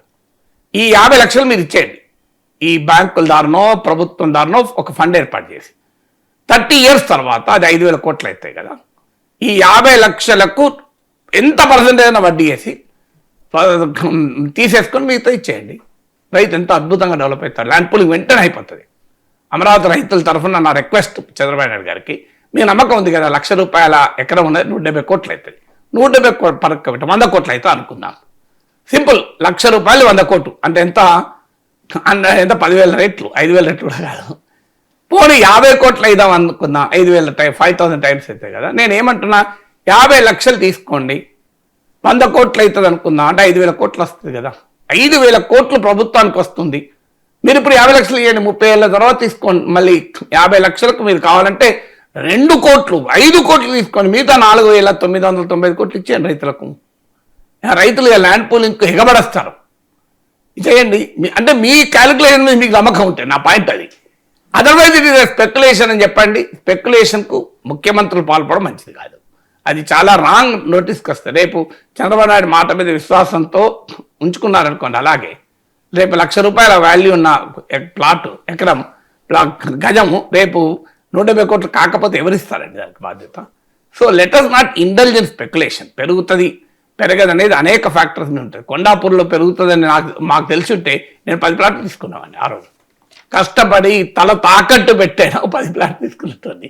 కానీ అలా మనకు తెలుసు అవుతుందని గ్యారెంటీ ఏమున్నది? ఇప్పుడు కూడా అవకాశం ఉంటుంది. అది ఇప్పుడు కూడా నీకు 1 కోటి రూపాయలతో ఎక్కడ తీసుకుంటే 100 కోట్లు అవుతుందంటే తల తాకట్టు పెట్టానే తీసుకుంటాం, కానీ తెలియదు కదా అవుతుందని. కొన్ని కావచ్చు, కొన్ని కాకపోవచ్చు, ఎవరూ ఇస్తారండి. అందువల్ల అమరావతికి గ్రౌండింగ్ చేయండి, తీసుకున్న 33,000 ఎకరాల్లో అద్భుతమైన ప్రగతి చూపెట్టండి. అప్పుడు వద్దన్నా ల్యాండ్ పూలింగ్కి ముందుకు వస్తారు రైతులు. కానీ ఈ మొదటి పార్ట్లోనే ఇంకా సమస్యలు అలాగే ఉండి, ఇంకా సమస్యల పరిష్కారానికి రైతులు ముఖ్యమంత్రితో సమావేశాలు కావాల్సిన పరిస్థితి ఉంది. ఇప్పటికీ ఆంధ్రజ్యోతి కథనం ప్రకారం రంగుల కలగనే వారి ప్లాట్లు మిగిలిపోయి, ఇంకా మీరు సెకండ్ ఫేజ్లో ల్యాండ్ ఇవ్వమంటే ఎట్లా ఇస్తారు చెప్పండి? తిరుమలపై ప్రతిరోజు ఏదో ఒక వార్త చూస్తూ ఉన్నాం సార్. ఈ లడ్డు కేసు అండ్ పరకామణి చోరీ కేసు విషయంలో ఏదో ఒక అప్డేట్. ఈ లడ్డు కేసుకు సంబంధించి కల్తీ నెయ్యి కేసులో కొనుగోళ్ల విభాగం GM అరెస్ట్ అయ్యారు సార్. ఇది ఫస్ట్ అరెస్టు ఈ కేసులో. అండ్ పరకామణి చోరీ కేసులో మాజీ TTD చైర్మన్ YV సుబ్బారెడ్డి వాళ్ళ సిట్ ముందు హాజరవుతూ ఉన్నారు సార్. సార్ ప్రతిరోజు కూడా ఏదో ఒక వార్త వస్తుంది ఈ లడ్డుకు సంబంధించి, లేకపోతే పరకామణికి సంబంధించి. ఇది భక్తుల మనోభావాలపై ఎలాంటి ప్రభావం చూపిస్తుంది సార్? అందులో అవినీతి జరిగితే వారిని ఎంత వీలైనంత కఠినంగా శిక్షించండి. కావాలంటే ప్రత్యేక చట్టం చేసి, దైవద్రోహ చట్టం అని ఒకటి చేసి, నార్మల్ భారత న్యాయ సంహిత సరిపోకపోతే దైవద్రోహ చట్టం అంటే దేవునికి ద్రోహం చేసిన వారికి 100 ఏళ్ల శిక్ష ఇవ్వగలిగితే వేయండి. ఎందుకంటే మనుషులకు ద్రోహం చేసిన వాళ్ళకన్నా దేవునికి ద్రోహం చేసిన వాళ్ళకి శిక్ష ఎక్కువ ఉండాలి కదా. మనుషులను ద్రోహం చేయడమే తప్పైతే దేవదేవునికే ద్రోహం చేయడం ఎన్ని రెట్లు తప్పు. అందువల్ల దైవద్రోహ చట్టం అని ఆంధ్రప్రదేశ్ శాసనసభ చట్టం చేసి, శ్రీ వెంకటేశ్వర స్వామికి అన్యాయం చేసిన వారికి 100 ఏళ్ల జైలు శిక్ష వేయండి. నాకు ఎలాంటి అభ్యంతరం లేదు. అది కల్తీ నెయ్యే కావచ్చు, పరకామనే కావచ్చు, ఇంకోటి కావచ్చు. కానీ ఇదొక నిరంతర సీరియల్గా, టెలిసీరియల్ లాగా ఎవ్రీడే పేపర్ చూడండి, తిరుమల పైన ఏదో ఒక వార్త. ఇది హిందూ ధర్మం పైన, హిందూ మతం పైన అన్య మతస్థుల అభిప్రాయాలు అన్య మతస్థుల ముందు చులకన కాదా అని నా క్వశ్చన్. మీరు మీరు దాన్ని క్లోజ్ చేయండి. క్లోజ్ చేసేదాకా దాని గురించి మాట్లాడకండి. దానికి ఒక టైం బౌండ్ పెట్టి ఒక 3 నెలలు, 4 నెలలు, 6 నెలలు క్లోజ్ చేయండి. ఇది ఒక నిరంతర టెలిసీరియల్. 2029 ఎన్నికల వరకు ఇది నడుస్తూనే ఉంటుందా? రాజకీయంగా ఉపయోగపడచ్చు, కానీ దేవదేవునికి అప్రతిష్ట కదా. ఒక సగటు హిందువుగా ఎంత ఆవేదన ఇది. రోజు ఇదే చర్చ. ఓ రోజేమో జంతు కొవ్వు అంటారు, ఎనిమల్ ఫ్యాట్ అంటారు, ఓ రోజేమో వెజిటబుల్ ఫ్యాట్ అంటారు, ఓ రోజేమో కెమికల్స్ అంటారు, ఓ రోజేమో అసలు అయోధ్యకు పంపిన లడ్డూలే కల్తీ అంటారు, మళ్ళీ కాదంటారు. అసలు ఇంతకాలం ఇట్లా ఈ వార్తలు చూడాలి? శ్రీ వెంకటేశ్వర స్వామి సుప్రభాతం ఇంటూ లేచినటువంటి కోట్లాది హిందువులు ఉదయం లేవంగానే మనకేమో కౌసల్య ప్రజారామ అంటే శ్రీ వెంకటేశ్వర స్వామి సుప్రభాతం రేడియోలో వింటూ లేశాను. నేను కూడా చిన్నప్పటి నుంచి అలాగే లేశాను. నిద్ర లేసే ముందు రేడియోలో శ్రీ వెంకటేశ్వర సుప్రభాతం పెడతారు, మా నాన్న పెట్టేవాడు. ఆ సుప్రభాతం వింటూ లేసేవాళ్ళం. అలా లేచిన కోట్లాది మంది భక్తులకు ఏమనిపిస్తుంది? పొద్దున్న లేస్తే పేపర్లో వెంకటేశ్వర స్వామి సుప్రభాతం వినాల్సింది, ఇదేంది, ఈ దరిద్రం ఏంది, లడ్డూలో కల్తీ పరకామలో అన్ని ఇక తిరుమలలో ఆ సర్వరకాల సమస్యలు ఉన్నట్టు కదా. క్లోజ్ ఇట్, దయచేసి క్లోజ్ ఇట్. నా రిక్వెస్ట్ ఏంటంటే ఇదేమి అంత లడ్డూలో కల్తీకి సిబిఐ ఇన్వెస్టిగేషన్, అసలు ప్రపంచ ఇంటర్పోల్ సహాయం తీసుకోండి. మీరు కావాలంటే ప్రపంచంలో ఉన్న ఇన్వెస్టిగేటివ్ ఏజెన్సీ అన్నిటి పిలిపియండి, అందరు సలహా తీసుకోండి మీకు చేత కాకపోతే, కానీ తేల్చేయండి 3 నెలల్లో 2 నెలల్లో. నా రిక్వెస్ట్ అది. అరే ఈ సిట్ ఎంతకాలం విచారణ జరుగుతుందండి? నాకు అర్థం కాదు. ఎన్ని రోజులు పడుతుంది ఒక లడ్డూలో కల్తీ తేల్చడానికి? నాకు ఇవ్వండి, నేను హైదరాబాద్లో ఒక ల్యాబొరేటరీ పంపించి వితిన్ 5 అవర్స్లో రిపోర్ట్ తెప్పిస్తా. అసలు ఎంతకాలం ఇట్లా ప్రతిరోజు ఏదో ఒక వార్త చూస్తే వెంకటేశ్వర స్వామి భక్తులకు ఏమనిపిస్తుందండి? అన్యాయం కదా ఇది. ఇది హిందూ మతానికే ద్రోహం కదా. నేను శిక్ష విధించకూడదు అన్నట్లేదు, శిక్ష విధించండి బలవంతాన. ఎవరు తప్పితే వాళ్ళకి 100 ఏళ్ల శిక్ష, చట్టమే చేయమంటున్నా. ప్రతిరోజు రాజకీయ ఆయుధంగా దీన్ని వాడకండి. మీరు ఒక శిక్ష వేసి అప్పుడు రాజకీయం ఉపయోగించుకో, నాకు అభ్యంతరం లేదు.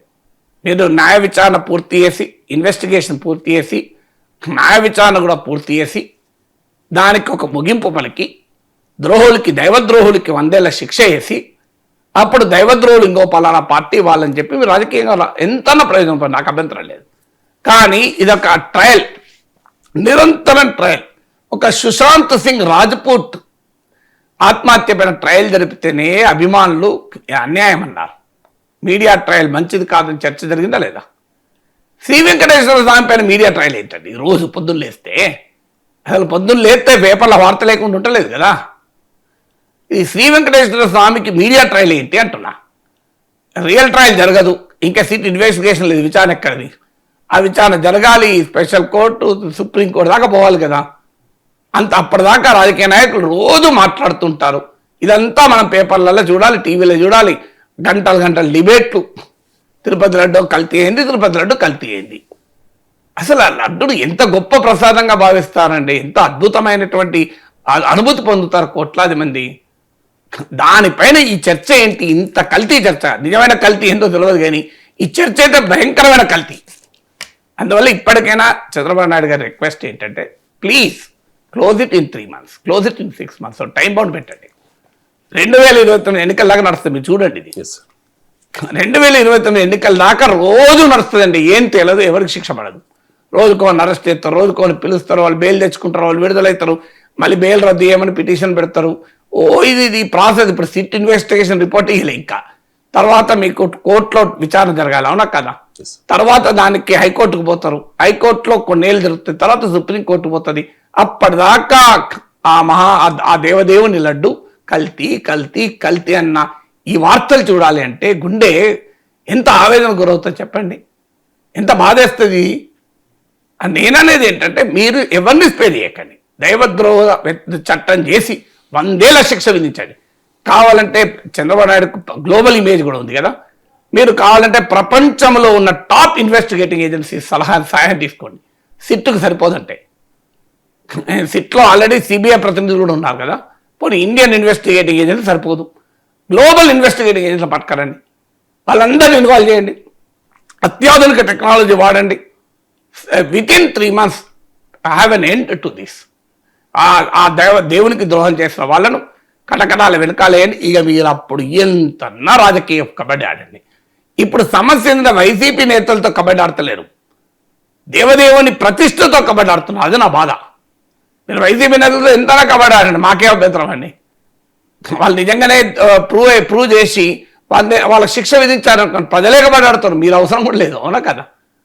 మీరు బియాండ్ డౌట్ మా ప్రాపర్ ఎవిడెన్స్తో కోర్టు ముందు పెట్టి నిరూపించారనుకోండి, ప్రజలు ఆడరాండి కబడ్డీ.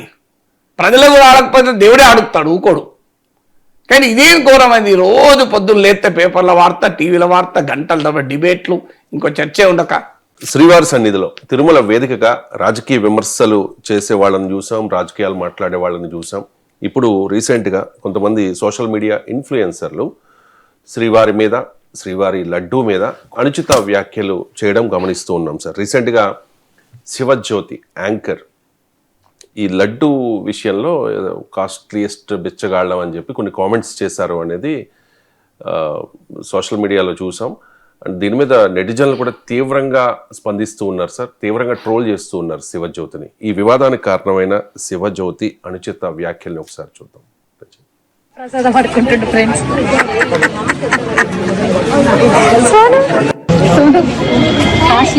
జీవితంలో ఎప్పుడు అడుక్కోలేదు, ఫస్ట్ టైం అడుక్కున్నాను. దర్శనం ఇది మొత్తం ఇంకా 436 కుబేర్లో వస్తున్నాయా 436 రిజెస్ట్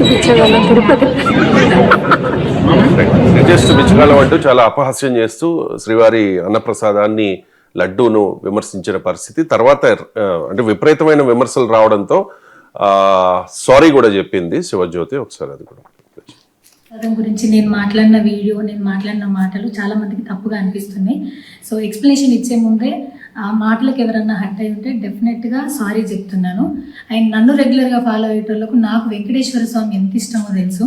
యూట్యూబ్లో, ఇన్స్టాగ్రామ్లో 3 నెలలు 4 నెలల సంది శనివారాల వ్రతాల గురించి, వాటి డీటెయిల్స్ గురించి నేను చెప్తానే ఉన్నా.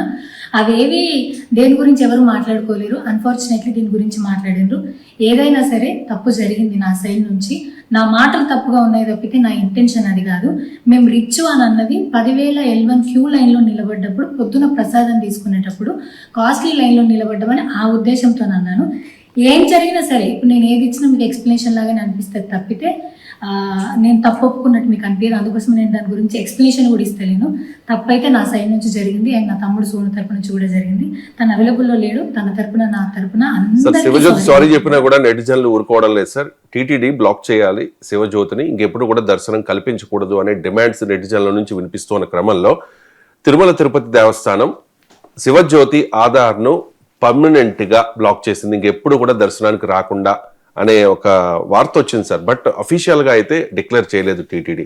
ఏంటి సార్ ఈ ఇన్ఫ్లుయెన్సర్ల ధోరణి ఏంటి? మీకు ఎవరైనా మనకు దేవుడి ప్రసాదం కమాడిటీ కాదు.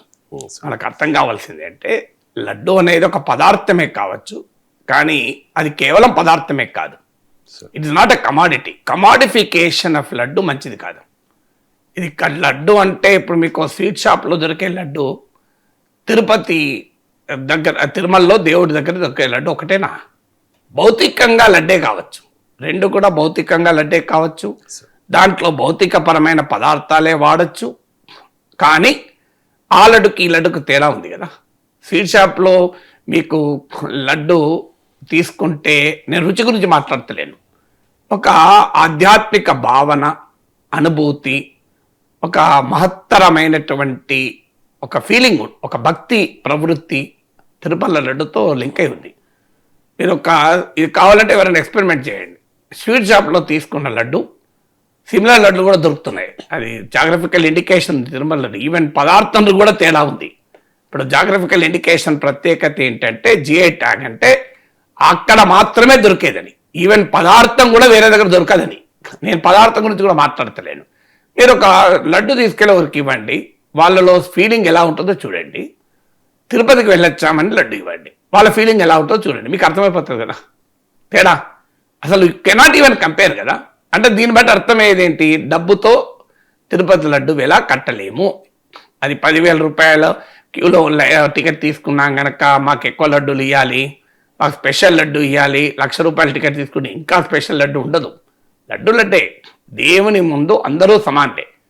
అఫ్కోర్స్ తిరుమలలో ఈ విఐపి దర్శనాలు, కాస్ట్లీ అర్చన చేయాలంటే ఇంత కాస్టు, 10,000 రూపాయలు ఇస్తే ఈ ప్రత్యేక దర్శనాలు, ఈ ప్రాక్టీస్ వాస్తవంగా చాలా విమర్శలు కూడా ఉన్నాయి. దేవుని ముందు అందరూ సమానలే కదా. డబ్బున్నవాడు ఒక రకమైన దైవ దర్శనం, పేదవాడికి ఇంకో రకమైన దైవ దర్శనం ఏంటి అనే ప్రశ్న కూడా ఉంది. అఫ్కోర్స్ దానికి రీజనింగ్ ఉంటే ఉండవచ్చు, నేను ఆ వివాదాలకు వెళ్ళడం లేదు. కానీ అల్టిమేట్గా దేవుని ఎదుట నిలబడ్డప్పుడు నువ్వు ఏ క్యూలో వచ్చావు కూడా ఇంపార్టెంట్ కాదు. దేవుని సమక్షంలో నిలబడ్డప్పుడు నీవు సామాన్యుడిగా ధర్మదర్శనానికి వచ్చావా, లేదు నీవు 10,000 టికెట్ పెట్టి వచ్చావా, నువ్వు 500 టికెట్ పెట్టొచ్చా, సంబంధం లేదు. నీ దేవుని ముందు నిలబడ్డప్పుడు నిన్ను నీవు మర్చిపోయి నీ అన్ని రకాల ఆహాలు వదులుకొని ఆ దేవదేవుని పాదాల ముందు నీ మనస్సు పెట్టి పూజించాలి కదా. అది కదా భక్తి అంటే. సో అది భక్తి అన్నప్పుడు ఇక నీకు 10,000 రూపాయలు కాస్ట్లీ అనే క్వశ్చన్ ఇక్కడ వస్తుంది. ఇక బెగ్గర్స్ అనే పదం తర్వాత ఇంకా అది అన్యాయం అనుకోండి, కాస్ట్లీ అనే పదం వస్తుంది. అలా అయితే మనం దేవుని దగ్గరికి ఎందుకు పోతున్నాం? దేవుని దగ్గర పోయేదే దేవా నాకు నీ ఎందుకు భక్తిని కల్పించమని అడుక్కోవడానికి వెళ్తున్నా కదా. అనేక రకాల కోరికలతో కదా దేవుని దగ్గరికి వెళ్ళేది. So everybody want something from the God కదా. దేవునికి ఏదో నువ్వు మురవ చేస్తానికి పోతలేవు కదా. అందువల్ల దేవుని పట్ల అనుచితమైనటువంటి వ్యాఖ్యలు ఇంటెన్షనల్ కాదని వివరణ ఇచ్చారు కనుక మనం కాంట్రవర్సీ బియాండ్ పాయింట్ అవసరం లేదు. ఎందుకంటే నా ఇంటెన్షన్ అది కాదు, మాటల్లో పొరపాటు జరిగింది. అయినా ఎందుకు మాట్లాడాల్సి వచ్చింది? వాస్తవంగా నన్ను గత కొన్ని రోజులుగా అడుగుతున్నారు కూడా, సార్ సోషల్ మీడియాలో ఇంత సెన్సేషన్ అయింది, మీరు సమర్థిస్తారా సార్ దీన్ని, మీరు ఎందుకు కామెంట్ చేయడం లేదని కూడా అడుగుతున్నారు. నేను ఎందుకు కామెంట్ చేయలేదంటే ఆ చర్చను ఆ రచ్చను పెంచదలుచుకోక ఇప్పటిదాకా కామెంట్ చేయలేదు. కానీ మీరు ఎండార్స్ చేస్తున్నట్ల మౌనమే అర్ధాంగీకారం అని ఒక మెసేజ్ పెట్టాను నిన్న. అంటే మీరు అన్నిటి మీద రియాక్ట్ అవుతారు, ఎక్కడో ఉక్రెయిన్లో అయ్యేదాన్ని మీరు రియాక్ట్ అవుతారు, అమెరికాలో షూటింగ్ మీద రియాక్ట్ అవుతారు, దీని మీద ఎందుకు రియాక్ట్ అవుతలేరు సార్? సోషల్ మీడియాలో ఇంత డిస్కషన్ అయినా మీరు ఐబొమ్మ వివాదం పైన రియాక్ట్ అయ్యారు. ఇదొక బాధ. ఇన్ఫ్లుయెన్సర్ అయితే ఇదొక సమస్య. ఏ కారణం రీత్యా రియాక్ట్ కాకపోతే అది కూడా దాడే. నువ్వు ఎందుకు దాడని అనేక రకాల ఆరోపణలు చేస్తూనే ఉంటారు, నువ్వు ఎందుకు రియాక్ట్ కాలేదని. చాలా పెద్ద సమస్య. ఒక 4 రోజులు రియాక్ట్ కాకపోతే. సో దీని మీద ఎందుకు రియాక్ట్ కాలేదంటే ఆ చర్చను ఆ రచ్చను పెంచడం ఇష్టం లేక రియాక్ట్ కాలే. కానీ ఎందుకు రియాక్ట్ కావాల్సి వస్తుంది అంటే ఆ ట్రెండ్ ఇవాళ ఒక వ్యక్తి చేస్తే ఇంకో వ్యక్తి చేయొచ్చు. This trend is you are not an influencer before god. నీవు దేవుని ముందు ఇన్ఫ్లుయెన్సరు కాదు. నాగేశ్వర్ అనే వ్యక్తి ఆ దేవదేవుని ముందు నిలబడితే నాకు గుర్తు రావాల్సింది శ్రీ వెంకటేశ్వర స్వామి శ్రీ వెంకటేశ్వర స్వామి కృపా కటాక్ష వీక్షణల కొరకు ఒక నిలబడ్డ సామాన్యుడే తప్ప నేను ఒక మాజీ ఎమ్మెల్సీ 11 లక్షలు నాకు యూట్యూబ్లో ఫాలోవర్స్ ఉన్నారు. అసలు ఈ సర్వ చరాచర జగత్తును సృష్టించిన దేవుని ముందు నిలబడి నా 11 లక్షల ఇన్ఫ్లుయెన్సర్ తెచ్చుకోబెట్టనా అండి? అసలు ఈ సమస్త సృష్టి ఆ దేవుని వల్ల కదా. అక్కడ నిలబడ్డప్పుడు నీ అహం ఎందుకు ఉండాలి? నేను పిహెచ్డీ చేసినా, నేను ఇంత చదువుకున్నా, నేను ప్రొఫెసర్ ఉన్నా, నేను 100 కోట్లు సంపాదించిన, nobody is costly before God. ఇది భక్త కన్నప్ప సినిమా చూడాలి. కన్నప్ప అయినా 100 కోటీశ్వరుడైనా ఈశ్వరుని అనుగ్రహం పొందడానికి ఏమీ తేడా లేదు. శబరిమాత ఏమిచ్చింది శ్రీరామచంద్రుడికి? 10,000 రూపాయలు టికెట్ ఇయ్యలే. శబరిమాత ఏమిచ్చింది? ఒక పండు కొరికిచ్చింది. ఆ సర్వంతర్యామైన దేవదేవుడు దాన్ని మహాప్రసాదంగా స్వీకరించాడు కదా. ఇది కదా హిందూ పురాణాలు హిందూ ధర్మశాస్త్రాలు చెప్పేది. ఒక శబరి ఒక కన్నప్పని చూడండి, they are not costly. So there is no question of costly. Forget about bigger. Costly అంటే ప్రశ్నే ఉత్పన్నం కాదు. సో అందువల్ల మన భౌతిక ప్రపంచములోని ఇంద్రియాలన్నిటినీ జయించి భౌతిక ప్రపంచం నుంచి బయటపడి ఆధ్యాత్మిక ప్రపంచంలో ఉండాలి. తిరుమలకు పోయినాక కూడా నా 10,000 రూపాయల టికెట్, నేను విఐపి, నేను స్పెషల్ దర్శనంకి వచ్చాను అనే భావనతో దేవుని గుడిలోకి ఎంటర్ కావద్దు, దేవుని ముందు నిలబడకూడదు.